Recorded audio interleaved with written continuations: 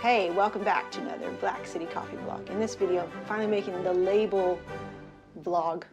It's everything I know up until this point about labels and the journey that I've gone through. Labels have been really annoying. My biggest problems were, one, money. Like, I really wanted to go crazy with design and things like that because I do my own design for everything. So I was like, hey, this is a chance to go crazy with packaging. When I found out how much it was to actually print your own labels, like say if I wanted to change the design every now and then, which is so common, I think, in the beginning, especially if you're trying to find out who you are as a brand and who you are as a coffee and all that stuff, it was really expensive. Like one of the color printers that I found, it was in the thousands already, like a really good, legit one with the sticker backing and everything, and it wasn't a really small label. So I kind of nixed that idea, and I thought to myself when I was first starting out, what is the easiest, cheapest way? I just thought of printing stickers, and I left the stickers with spaces so I could write all of the nerding out information about coffee, like elevation, the origin, the process, all that stuff. And if you ever bought coffee from me on Etsy, those were the labels that you got. So I had to handwrite everything, which I didn't mind in the beginning because it was in the beginning. It was just, I'm having fun. When I started to create orders for more than like 10 orders, I was like, okay, this is getting a little tedious, and my hands were getting a little tired. And sometimes my handwriting wouldn't be as legible because I'm getting tired, right? So it started to look like chicken scratch a little bit. So I was like, dude, I don't want to do this anymore. What can I print so I can save myself writing? So I thought of doing these. So this is actually thermal paper.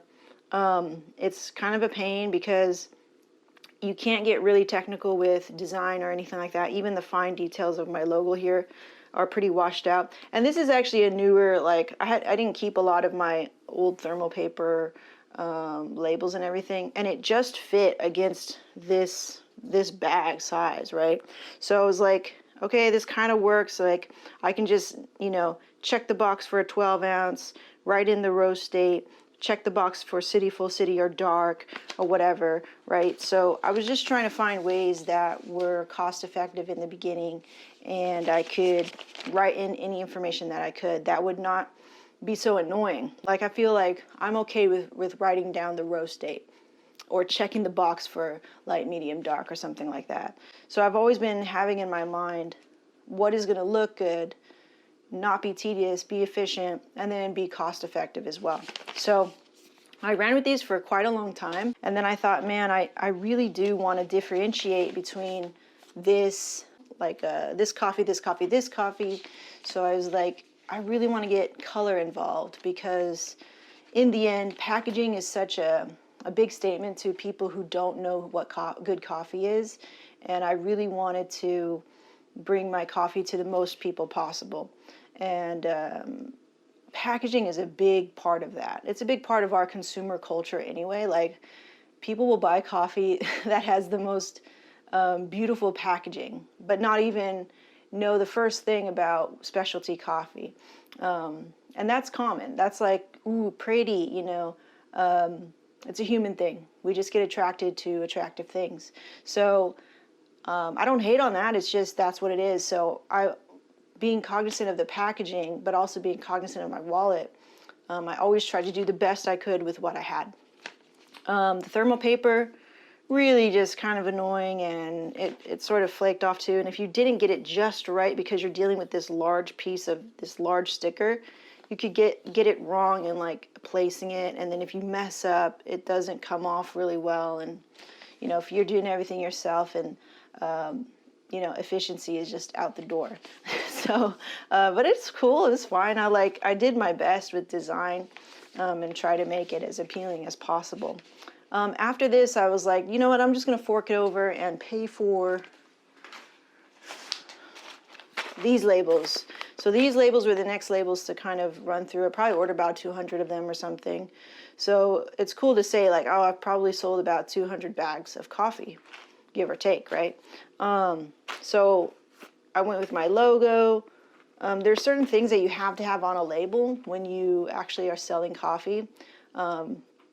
I think you have to say what's in it, the weight and stuff like that. But those are all things that you can Google. And the rules are all different for every, I think for every state.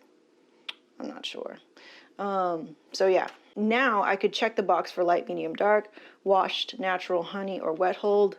I never even got a wet hold. I thought I was going to get one at some point. Net weight 4, 12, and 16. I don't even sell 16 now. So the problem with these things of like printing labels beforehand, and when you're small, you don't know if you're going to sell certain things. So sometimes you're planning to, on the template of your sticker or your label, you're planning to do a certain thing.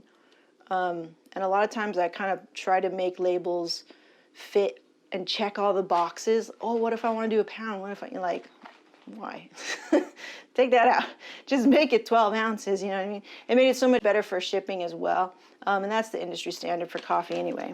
And then on the back, I even messed up on this, okay? So I had a little thing. You have to put like where it was made, I think, my mission, website, Instagram, an easy brew guide, roasting on this day. I could put that there. And then here was my idea of like, I don't know what coffees I'm going to offer, so I'm just going to list all the origins. But I missed like a couple. I think I missed Honduras in here. I missed a couple more countries of origin in here. I thought I got them all. But sometimes when you do everything yourself, you let things slip through the cracks. I'm okay with that, whatever. And then if I had a blend, I would just write it in here. And then if I was going to do either caffeinated or decaf, I could check the box for that. The problem is like, well, instead of buying just 200 labels, I'm now buying 400 labels. You know, so that became quite costly. And whenever you buy stickers, because I just bought straight up stickers and custom made stickers, they either come in a roll or a sheet, or cut to size. And for some reason, the roll is so much more expensive, like a lot more expensive. And I was like, yeah, but it's so much easier. When you're there and you're sitting packing orders, bag after bag after bag, you do want it in the easiest way possible. And I do think the roll is the most efficient way. But they charge you for it. I don't know why. So I've never been able to not afford, like I can't afford like a roll of things, but I'm like, that seems extensive. It seems like they're charging me like 3 times more for a roll. Whatevs. Okay, so we rolled with these for a while. And then I was like, I really don't like all of the screw-ups that I had made on these labels, and it doesn't give me much flexibility. And between one coffee to the next, you can't tell. You can't tell at a glance. They all look like this. And so, and I knew that. I knew that was going to be an issue because I was like, man, if I really want my coffees to stand out, or if I make a particular blend, nobody's going to be able to tell, you know? Nobody can read all this. I mean, it kind of looks cool and nice and clean, but it's, I don't know, in a way, I mean, my design and what I'm thinking at that time is always evolving, and it's always sort of based in what can I do, what parameters am I operating in. So, you know, and there's nothing wrong with that. You know, when you're first starting, you're getting started with your labels, I think that's wise. Versus, say, spending money that you don't have, or spending money that you can't afford, or putting a lot of money into a really fancy label, and say you change your logo, say you change your website, say you change your whatever. So it's nice to not spend that much in the beginning, because in the beginning of your journey, you're evolving and you're changing a lot. You're like a baby growing out of its shoes and its pants and all of its little baby clothes very quickly, because you're growing so quickly. So don't get, you know, too married to design and stuff like that, and maybe don't fork over a lot of money. Just kind of work with what you have, you know. After this, I was like, okay, I'm really happy with my logo. I think I'm pretty set on that for a good while. And I know I'm only going to sell 12-ounce coffees for the time being.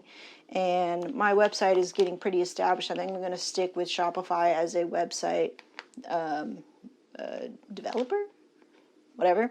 My Instagram is pretty settled. So those things, I think those are set in stone. I know I want a black bag, and I know I need a better bag. So this bag, I didn't used to have the tin ties. You have to pay an extra 0.05 cents, something like this. I don't know, I forgot. More for the bag, and you still have to roll it up. And when you get down to here, you got to roll this all the way down, like say if you didn't have a proper coffee canister. And it doesn't look nice. You know, I was really irritated with this type of bag after using it myself for a while and going, you know what, there are better bags out there. And when I move through my freaking 500 bags, I'm going to get a better bag. So I just waited and bided my time. And even though I could afford more bags, I don't like to waste things. So I still have like, I don't know, 20 more of those back in there somewhere. And that's really great if somebody orders 4 coffees and I could still fit them in our Black City Coffee gift box. So that's cool. But otherwise, when people are ordering 1 or 2 bags of coffee or on the regular, we have your typical, what they call this, stand-up pouch, one-way valve, zipper bag. So much cleaner,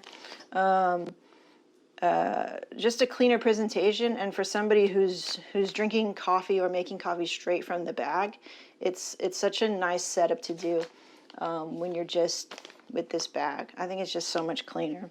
So I was telling the design team, I designed this myself, and I told them to leave 2 inches negative space for me because that's where I'm going to put my new labels. So here's the rub. Let me show you this. This is the label maker that I've been using. And they use these special roll cassettes, something like this. And these can maybe produce about 50 labels or so, each canister. And they're expensive. They're $35 on Amazon. And I thought this would be a great solution to whenever I want to make something different. Here's the problem. They print them out in these colors or in this type of label, right? And you could see like these are the best quality ones that I've got. Colors are not consistent on this printer. It's called a zero ink printer. So sometimes when this is actually not this color. This is probably actually like a nice plum matte purple. This is supposed to be just like a nice olive green. It looks like black almost. And this is supposed to be a nice, matte yellow. And there were so many other examples that were not very clean at all. I don't know. I was just like, you know what? Let's just roll with it. It allows me to be flexible with my labels until I find a better solution. So I just rolled with it. And there was one time where I had maybe like 3 orders in queue and the label maker stops working. It just doesn't read it. I have a brand new roll. It doesn't read it. It doesn't recognize it. It keeps saying it's empty. And that's the problem with like doing things like that. It was like the stupid technical things that would arise with the connection, with the printing, with the stupid paper roll. So I was like, you know what? I'm so tired of this. I need to just find a vendor who can print on my labels, and they need to be high quality. And I finally found one. So there's this company here, they are local. And that's why it's so important to find local. So they're called Print Runner. They're, I guess, in Van Nuys here. But if you guys ever bought a Brazil coffee from me, I think this is Brazil. Yeah. What color was your label? Was it like blackish? Look, this is what it's supposed to look like. The way I designed it. Okay. So, and they're beautiful. So that's Brazil. This is what Black Mamba is supposed to look like. Much better, right? So these are all labels cut to size. And that gave me the best price for me. I don't remember how much it was. It's going to be different for everybody because you all live in different areas, okay? And that's something you need to research. Much better, right? And there's this matte quality finish to it. So those things I could control. And everything is just so easy to read and clean and easy to peel. So nice. Again, I'm not shy on making mistakes. Oh, here. See, here's the Vietnam. Right? Nice and bright. Much better. And then lastly, Honduras. That's a beautiful like army green, right? Olive army green. So, and that goes right here. Let me show you. See how much prettier that is? So when I line them all up and I have all different types of coffees, they look a lot better. But back to my mistake. So my mistake is I think I got like 100 of these. But I just went to go look at my green stock, and it's kind of right on time because I'm going to make a video on how I shop for green. I'm running out of, well, almost everything. So now I'm at that point where like, damn, I just bought all these labels. Am I going to be able to fulfill all of these orders with this amount of green? So I haven't really calculated it fully. I just went to go look in the bag, and every time I go and get more green to go and roast, I'm not hitting the bottom of the bag basically. So now I'm hitting the bottom of the bag of all of my green, and now I'm like, uh-oh, did I just preemptively order all of these labels? And I wasn't sure if I was going to be ordering more of the same coffee. For sure I'm going to order more of the Black Mamba. I think that's a great hit there. But I wasn't really sure about the Honduras and the Tanzania. I think they're both great coffees. But I wasn't sure if I was ready to move on. So, I don't know. We shall see. I'm thinking about it. I'm mulling it over. I need to see what's actually in stock and make sure it's actually available on Bodhi's website. So, I'll be doing that in a later video. Whether you're doing stickers or you're doing printed bag. This is called a hot stamp bag, by the way. So, it's a hot stamp, one color, white on a black bag.